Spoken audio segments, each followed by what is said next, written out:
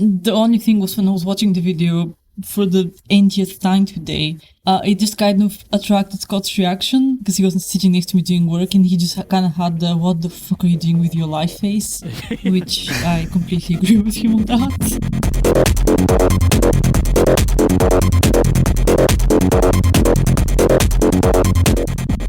Hello and welcome to We Can't Rewind, We've Gone Too Far, a podcast where a Scotsman, an Irishman and a Bulgarian review the most terrible, silliest and weirdest as fuck music videos. Hello, I'm Neil. Hi, I'm Nelly. Hi, I'm Dave. Today we'll be talking about a video that made all of us collectively sigh because we secretly missed those horrible, awkward 90s shot on green screen videos. This, of course, is the 1993 hit by Ream, Things Can Only Get Better, also known as the Labour Party campaign song.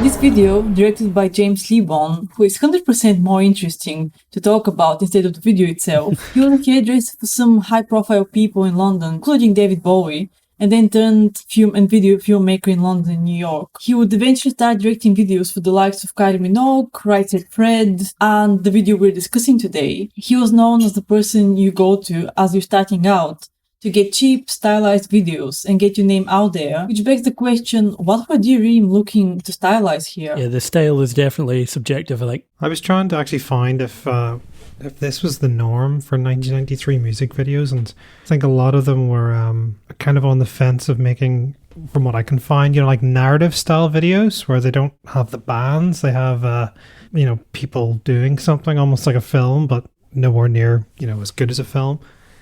But yeah, this just takes the biscuit in terms of stylization. I mean, the thing is, I actually watched some of his other videos, and they're not amazing, but they're coherent, I guess. There you can say whatever you want about I'm Too Sexy, but that video is really, it's banging. It's great. I think the first video that I can remember that actually had a story was fucking Guns N' Roses. I really can't remember if it was the norm or that's kind of more of a modern sort of trend. Yeah, I don't know. It's a really fucking bad video, but I'm not 100% sure whether it's completely the director's fault. I couldn't really find any information of how much it was like James Lebon versus Ream being like, oh yeah, we want this. A lot of the background green screeny stuff is very sort of literal, so it's all pretty much just exactly what the lyrics are saying. Yeah, which is bad because the lyrics are saying fuck all. It makes you wonder, did they have any sort of discussion about what they wanted? I sort of feel that, I'm not going to put any blame on anyone here because I don't know who maybe made the decision, but I just sort of feel like there wasn't really much thought. I kind of feel like the band were just told to perform and dance in front of this green or blue screen, I think it might have been, and then they'll fix it later. And never was. It begs the question, maybe it was cheap and effective music videos just to kind of try to get people out there and going. I think to play devil's advocate, it does kind of capture the sort of atmosphere of a gig where you're just going like, woo, yeah, everything is going to get better. I guess, although looking at it from 2020, not sure if I agree with that, but Speaking of, what actually happened in 93 that was the bottom of the barrel for Northern Ireland? Neil, that question was towards you, obviously. Well, I was 3 at the time, so let me think really hard about this. I think, it was probably still pretty rough to be over there, but I actually didn't know this band was Northern Irish until I did a bit more reading into it. They don't sound like anything I've ever heard from back home, but if I knew they were a band, I probably wouldn't have listened to them, even though they're technically local. It's hard to tell sometimes because there's loads of times where I've found out a band Scottish years after hearing them. If they don't sing in a Scottish or Irish or Yorkshire accent, you can't really tell where they're from. Twilight Sad and stuff like that, they sing in an accent, but very, very few bands actually do. Yeah. So sometimes you do just miss that a band is from somewhere until you see them. I don't know, the video is so fucking baffling. It just gave me a fucking headache. I was trying to figure out what exactly to say about it, and all I could think of is, why the fuck do they have the Garden of Earthly Delights at the background? Like that painting that they keep showing is the Garden of Earthly Delights. And I just could not understand why of all paintings they are going to use that one. I'm going to have to look at the video. What is the painting of? It's called the Garden of Earthly Delights. It's by Mironius Bosch. Sorry. He is a Dutch, I think, late Renaissance painter, and it's really fucking famous, but it's batshit crazy. And I just could not figure out of all depictions of heaven, did they choose that one? Oh yeah, properly like gans over it as well at some points. Yeah, like fucking hardcore on the symbolism, but symbolism of what? There's fire, there's angels, there's money flying around. And there is a big gospel choir. I don't know, the one thing that threw me off, and feel free to call me woke for this, but why in the flying fuck are you going to have a gospel choir full of white women only? To be fair, I think the choir, I'm guessing that's copy and pasted. I'm looking at it again. It's definitely copy and pasted, but no, it's not. It's legit. I was like, absolutely legit. I was looking at that going, that looks like they really got that number of people in. Couldn't do that these days, but just a lot of twins who really like to sing. Yeah, so maybe the overall whiteness of that choir is just that the 6 people who are real actually were just happened to be white. It's such a bad video. I feel like we're all like struggling to define it. There's nothing that really goes on in the video. That's what my issue is with it. It sort of has this thing where they've literally just threw everything together at the end. Once they got the band dancing in front of a green wall, and then they were like, okay, let's put this together. Outside of the one scene that they did have like a club, but I guarantee you that the green screen stuff was shot in that club. Probably against the bathroom walls. The whole video, when you look at it, you have shots of like panning and zooming out and just kind of transitioning bodies from left to right, kind of see that a lot in Euro dance videos from the era. I guess they were trying to be consistent with that. We have them performing and then we have to make it interesting somehow, so let's just throw them in front of a green screen and figure it out later. Do it in post. Maybe give a guy a saxophone. Have we mentioned the Tony Blair connection yet? Nope. No. Yeah. Well, you two take over because I don't know anything about this much beyond that it happened. I think this music video might have been forever tarnished because it was the theme tune for the sort of New Labour campaign. Do you want to very quickly define why New Labour, just for context of people who might be a bit too young? Well, young or not in the UK. Basically, yeah. Layman's terms is Labour is like the left wing. Ish. Well, this is the point. They're like the left wing sort of socialist-y party in the UK until New Labour, until Tony Blair came along. All right, sure. And he pushed it towards the centre or possibly to the right, depending on how extreme you want to get. And he did it all with a sort of cheesy car salesman sort of vibe to him. And he invaded Iraq as well. So basically, whenever I watch this music video, I just hear bombs going off.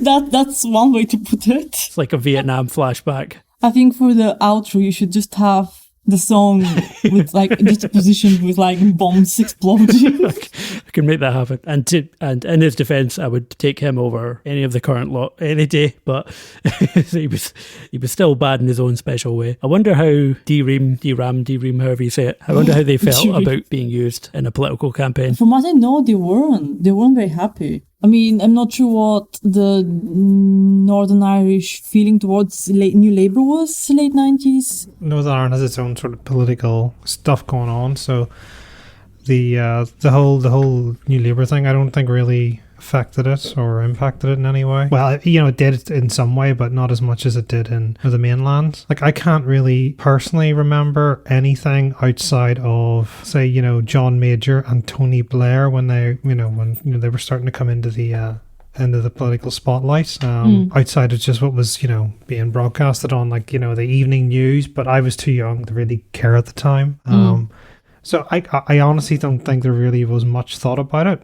Maybe that's why they allowed them to use it in the campaign. I mean, it does say that they asked if they could use the song, but it might be the case of them asking the label versus the actual band. It was probably like rights. I would say the song makes me physically angry. As the repetition of things can only get better, getting constantly bashed into my head isn't really the thing that I want to have as a a personal mantra. You know, when a song gets stuck in your head, this is one of those songs, and not in a good way, but in a really, really, really negative way. It's a short song, but it's not a sweet song.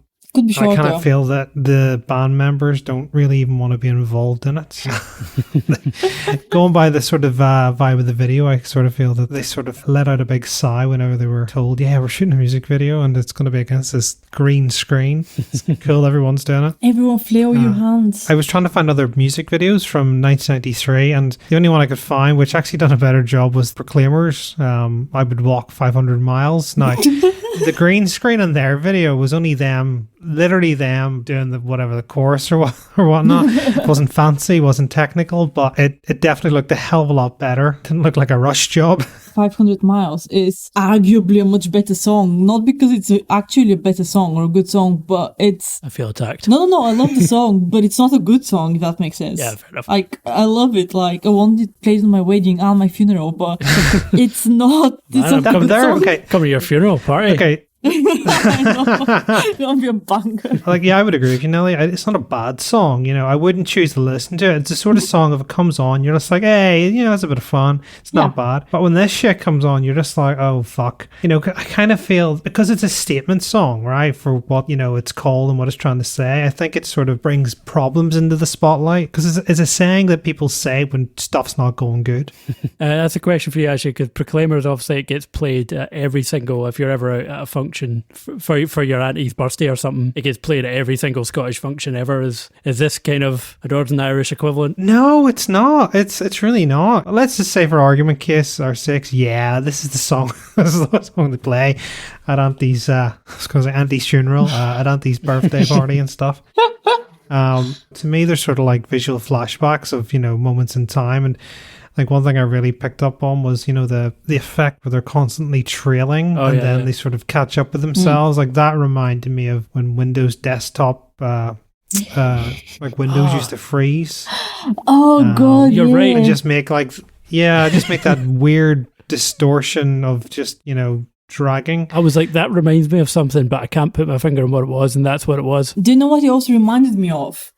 When you, back in Windows 95, you played Solitaire. When you finished Solitaire, then the cards started falling off, like one by one. Yeah, and you had the same trailing effect. that exact thing. Yeah, that's true. That's it too. Yeah, weird, trippy visual disturbance, whatever you want to call it. So we're all agreed that the video had one good effect. Well, I mean, I dare say it was good, but it was definitely something. I think it was interesting. I mean, outside of all the fades, constant fucking fades, I kind of think it was nice to see something else going for it. We never spoke about Brian Cox's involvement in all of this, by the way. Wait, I forgot about that. Fuck. Yeah, we did. Maybe we shouldn't drag him into this. No, drag him in where we're going to need to fill out the time. I sort of mentioned that the keyboardist hates his life, clearly spamming the copy and paste to cause that visual distortion. Maybe Brian started that whole Windows crashing screen, but I'm not surprised he had a career change after this. How do you go from a keyboardist in a band to a professor of physics? I think we should probably say, just in case there's someone who isn't aware of Brian Cox is like a TV science man, basically. TV science man, like, come on, he's a professor of... Well, is it particle physics? He's a TV professor, man, and he's not give him some credit. He's an actual, like, he's smarter than us. I think he's fucking great, and he was like the scientific advisor on, what was that film? Was it Sundown or something like that? Sunshine. Yeah, Sunshine, yeah. Yeah, really? Yeah. I didn't know this. It's a fantastic film. Since it seems like half the band is missing at this point, and there's some random extra people possibly pretending to be in the band, it's like, it could just be that they filmed it at such short notice and in a rush that they forgot that Brian Cox and all the rest were busy that day. So they just went, fuck it, the green screen's already up, we've rented it. Just do it. Nothing possible. No one's going to care. We're just going to sell this to Tony Blair anyway.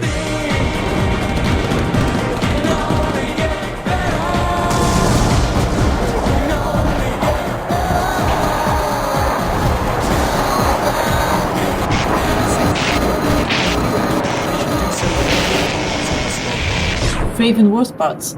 Well, my personal favorite part was the use of the Garden of Earthly Delight by Bosch. Not because I understood why, but because visually it was the only good thing there. Like, at least Like occasionally when they knew that people get bored of the visuals, they just put back the image and you're like, oh, that amazing masterpiece of work. Yeah, well, can I just watch a whole video just of that? Like, I generally don't mind. And the worst part is the raining money, which I'm still not sure why they had fucking raining money. Also, I'm pretty sure they were dollars. Were they? They were green, I think. Not green, but they don't look like pounds. Don't know what they Just are. fake money. Yeah, it's DRAM credits. So the worst part for me is the random raining money, which genuinely don't know what they're doing there. And the white people dancing, like, it made me dance, but in a unique way, which is not sure what the dance video should do, really. You could feel it taking hold. Yeah, I just want to flail my arms and scream, yeah. I think my favourite part is he's dancing, and then on the green screen in the background, they put his face zoomed in really close, so it just looks like there's a tiny version of him dancing in front of his face. 2:38. That's pretty glorious. I'm going to make a gif out of that. Oh god, yes. I think I've deleted that from my mind. His dancing is just... Why? This is why people make fun of white people dancing. Like, he's the reason.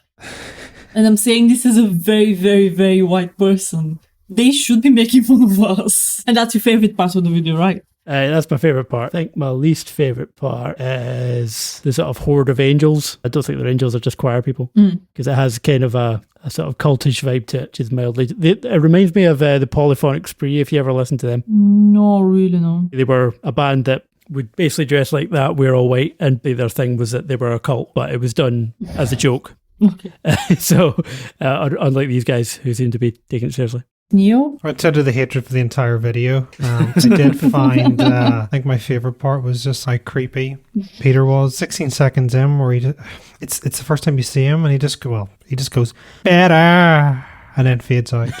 Oh, yes, no, I get that. It's a very, I'm gonna stab you at night in a Akali way.